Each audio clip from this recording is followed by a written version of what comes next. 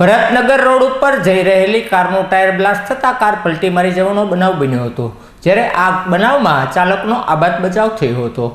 ભરતનગર વિસ્તારના રસ્તા ઉપરથી પસાર થઈ રહેલી કારનું ટાયર અચાનક ફાટ્યું હતું અને કાર પલટી મારી ગઈ હતી, જેને લઈ લોકોના ટોળાઓ એકત્ર થઈ ગયા હતા અને કારના ચાલકનો આબાદ બચાવ થયો હતો।